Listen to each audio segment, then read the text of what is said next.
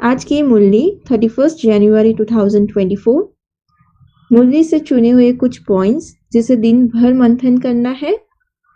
तो first point है, मनुष्य सिर्फ गाते रहते हैं परमात्मा परमात्माय नमः, परंतु उनके जीवन का कुछ भी पता नहीं है। तो वह सब कौन हुए? नयनहीन हो गए हैं। आज गीत भी है, नयनहीन को राह दिखाओ प्रभु। तो ज्ञान का तीसरा नेत्र मिला है, हम ट्रिनिटी बनते हैं, बाबा ने हमें नॉलेजफुल बनाया है। तो दुनिया में तो भर मनुष्य यह अक्षर कहते हैं ट्रिनिटी, त्रिकालदर्शी, त्रिमूर्ति, परंतु अर्थ तो कुछ भी नहीं जानते हैं। यह सब खेल बना हुआ है। मूल वतन है टावर ऑफ शांति, जहाँ पे हम आत्माएं रहती है, जहाँ पे आत्माएं विश्राम करती है। टावर ऑफ साइलेंस है वो, सिर्फ शांति का ही अनुभव करेंगे। फिर होता है सतयुग। सतयुग में है टावर ऑफ सुख, tower of peace and tower of prosperity. तो बाप ही समझाते हैं, टीचर हो तो ऐसा। और बाप को क्या कहते हैं? Tower of knowledge. बाप है टावर ऑफ नॉलेज, मूल वतन है माना अपना घर, मूल वतन है टावर ऑफ शांति, और सतयुग है टावर ऑफ सुख, tower of peace and tower of prosperity. तुमको भी शांति और सुख के टावर में ले जाते हैं। बाबा आकर हमें नॉलेज देते हैं और हम पुरुषार्थ से उस अनुसार शांति और सुख का अनुभव करते हैं। और यह कलयुगी हो गया टावर ऑफ दुखधाम। सेकेंड पॉइंट, हर बात में इंसॉल्वेंट है, हर बात में इस इंसॉल्वेंट। पवित्रता, सुख, शांति का वर्षा तुम इस समय ही पाते हो। बलिहारी है इस पुरुषोत्तम संगम युग की, इसलिए उनको कल्याणकारी युग कहा जाता है, क्योंकि यहाँ ही सब पवित्रता, सुख, शांति का वर्षा मिलता है और कोई युग में नहीं मिल सकता। तो कलयुग दुख का टावर है। कहते हैं ना, दुख के पहाड़ गिरते हैं जब अर्थक्वेक आदि होती है, तो कितना ट्राई ट्राई करते हैं। सुख होता है 3/4 और दुख होता है 1/4। तो बाप ने समझाया है, बाकी तो थोड़ा टाइम है। आत्मा तो लकी सितारा है, बहुत बिल्कुल सूक्ष्म है। Tower of Shanti, tower of सुख, टावर ऑफ पवित्रता, ये सब आपको न्यू वर्ल्ड में मिलेगी। वर्षा यहाँ इस छोटे से पुरुषोत्तम संगम युग पर लेना है। तो पुराने स्वभाव को, कैरेक्टर्स को सुधार कर बाप नई दुनिया का मालिक बनाते हैं। तो मनुष्य भल अपने को शास्त्र की अथॉरिटी समझते हैं, परंतु उनको उतरना ही है। सिर्फ ज्ञान से ही हम चरित्र कला में जा सकते हैं। थर्ड पॉइंट है, आत्मा पहले सबके सतो प्रधान होती है। जब परमधाम से आती है तो सबसे पहले सतो प्रधान स्टेज होती है, फिर धीरे धीरे बैटरी खलास हो जाती है। फिर इस समय तो सबकी बैटरी खलास है। हम फिर बैटरी को चार्ज करते हैं मेडिटेशन से, हम बैटरी को चार्ज करते हैं बाप को याद करने से, क्योंकि बाप तो है सर्वशक्तिमान। उनको याद करने से तुम्हारे सब पाप कट जाएंगे। बाप कहते हैं काम विकार पर जीत पाना है, तभी तुम जगत जीत बनेंगे। फिर अगर विकार में गया तो अक्कल चट हो जाएगी। काम विकार को जीता माना तुम जगत जीत बन जाओगे। ध्यान रहे, कोई भी विकार का अंश ना हो। संपूर्ण पवित्रता, मन से, तन से, अपने संकल्प भी श्रेष्ठ होने चाहिए। उसी को संपूर्ण पवित्र कहते हैं। अगर विकार में जाते तो अक्कल चट हो गई। यह है कल्प वृक्ष। मनुष्य सृष्टि का वैरायटी जाड़ है, तो इनको उल्टा जाड़ कहा जाता है। कितने वैरायटी धर्म है इसमें। तो कोई बहुत वंडरफुल बात होती है तो उनको कुदरत भी कहा जाता है।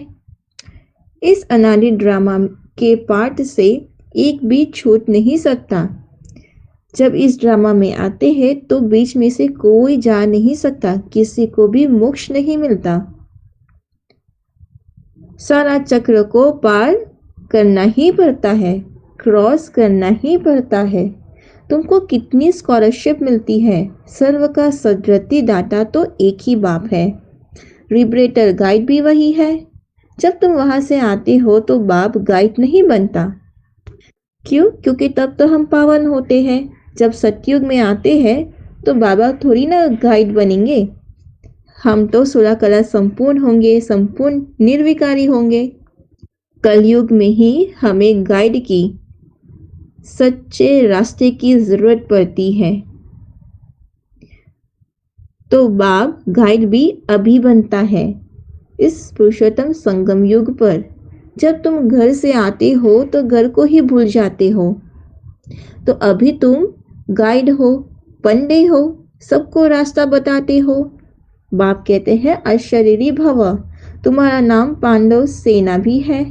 जब अकेले हो तो सेना नहीं कहेंगे, अकेले हो तो सेना नहीं, लेकिन अगर शरीर के साथ जब माया पर जीत पाते हो तब तुमको सेना कहते हैं। तो बाप हमको बेहद का वर्षा देते हैं। जितना तुम नजदीक आते जाएंगे तो उतनी ही आफतें भी आती जाएगी। झाड़ की वृद्धि भी होनी है। झाड़ कच्चे हैं तो जट तूफान लगने से जड़ जाते हैं, यह तो होना ही है। तूफान लगेंगे और जो कच्चे होंगे वह गिर जाएंगे। 4th पॉइंट, तुम्हारा एम ऑब्जेक्ट है लक्ष्मी नारायण का, लक्ष्मी नारायण जैसा बनना। तो यह चित्र सामने रखना है। भक्ति मार्ग में तो कितने ढेर चित्र है, ज्ञान मार्ग में तो है एक। बहुत कहते हैं बाबा हमको साक्षात्कार हो, वहीं खुद देखे। अरे बाबा कहते हैं देखने से मालिक थोड़ी बनेंगे, वो तो पुरुषार्थ से ही बनना है। तो सतयुग में तो एक है, एक ही धर्म होता है, बाकी सब खत्म हो जाते हैं। कुछ ऐसी बात हो जाती है तो मनुष्य कह देते हैं ईश्वर की इच्छा। अगर अच्छा हुआ तो कहेंगे भाई हमारा कर्म ही अच्छे थे, और अगर कुछ खराब होगा तो कहेंगे भगवान ने ऐसा किया। तो तुम ऐसे नहीं कहेंगे, तुम कहेंगे कि यह तो ड्रामा की भावी है। ईश्वर भी ड्रामा में बंधईमान है, ईश्वर का भी ड्रामा में पार्ट है। तो मनुष्य समझते हैं, वह सबकी दिलों को जानते हैं, परंतु हम जो करते हैं उनका दंड तो जरूर हमको ही मिलेगा। बाप थोड़ी बैड दंड देंगे, यह ऑटोमेटिक बनाया ड्रामा है जो चलता ही रहता है।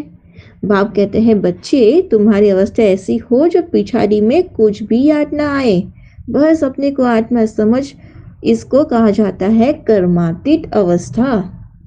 5th पॉइंट है सच्चा सेवादारी वह है जो हर आत्मा के प्रति, सभी आत्मा के प्रति सदा शुभ भावना, श्रेष्ठ कामना रखना है।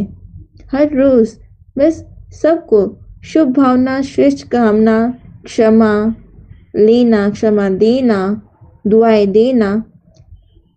ये सिर्फ 5-10 मिनट भी करोगे ना तो बेड़ा पार हो जाएगा।